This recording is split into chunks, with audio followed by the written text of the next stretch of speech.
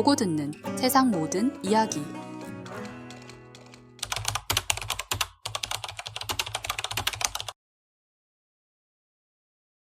한계라는 지난날 명나라의 공려로 보내져 영락제의 후궁이 되었다가 순장을 당한 여비 한씨의 여동생입니다. 영락제가 죽고 그의 아들인 홍희제가 1년의 짧은 재위 기간으로 사망하자 홍희제의 아들이 새 황제 선덕제가 됩니다. 선덕제 시절 다시금 조선의 공려를 요구할 때 조선 출신 환관들이 순장된 전전대의 조선인 후궁 여비 한씨의 막내 동생도 그만큼 미모가 뛰어날 것이라는 부추김에 그녀는 공려로 지명을 당합니다.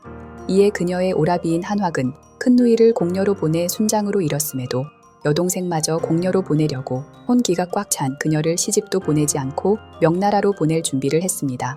수년 전 친언니가 명나라 공려로 보내져 순장을 당한 일도 충격이었는데 오라비가 자신마저 공려로 보내려 한다는 사실에 한계라는 큰 누이를 팔아 큰 부귀를 누렸는데 작은 누이까지 팔아 얼마나 더 부귀를 누리려 하는가 라고 절규하며 혼숫감을 찢고 폐물들을 내팽개쳤다고 합니다. 그렇게 울화병으로 시름시름 앓다가 공려로 보내기로 한 시기보다 1년 늦게 명나라로 떠납니다. 그녀가 명나라로 떠나는 모습에 세인들은 언니는 생매장당하고 동생은 산송장 신세구나 라며 슬퍼했다고 합니다. 한계라는 명나라로 간 뒤 나름 선덕제의 총애를 받으며 오라비인 한확의 번세에 큰 도움이 되었고 선덕제 사후에는 운이 따라 순장당하는 것을 피할 수 있었습니다. 새 황제 정통제는 선덕제의 장남으로 9세의 황제가 됩니다.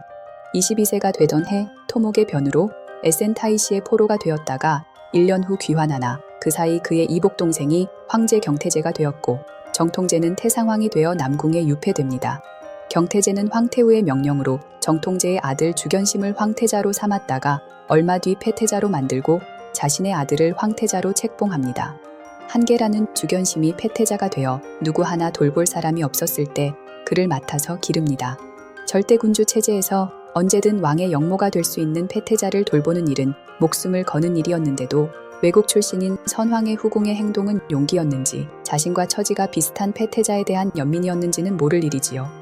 어쨌든 한계란이 주견심을 돌보는 동안 황태자인 주견제가 병사하고 몇 년 후 경태제마저 병으로 앓아눕자 정통제를 따르는 무리들이 탈문의 변을 일으켜 경태제를 폐위하고 다시 정통제를 황제로 옹립합니다.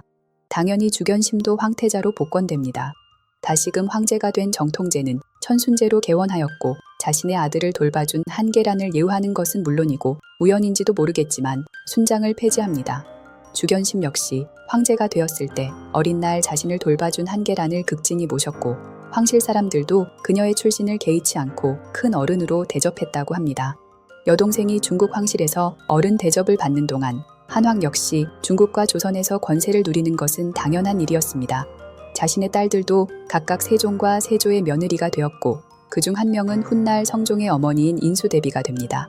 재밌는 사실은 한확 역시 홍희제가 사위로 삼으려 했으나 노모를 봉양해야 한다며 여러 번 고사했습니다.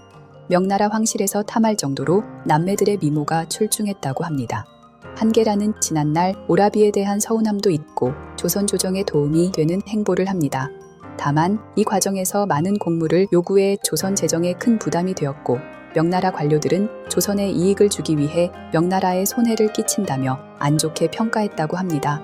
그러나 그녀의 황실 내 입지가 워낙 공고해서 여사, 노노라 불리며 1483년 세상을 떠날 때까지 존경을 받으며 편안한 여생을 보냈습니다. 그녀가 죽자 성화제는 크게 슬퍼하며 백금과 옷감 등을 하사하고 공신이라는 시호를 내리고 태비로 추존합니다. 한확은 세조의 사돈이 된 입장에서 계유정난에 적극 가담한 한편 명나라로 파견되어 세조의 즉위를 인정받는데 성공하고 귀국하던 중 사하포에서 객사했다고 합니다.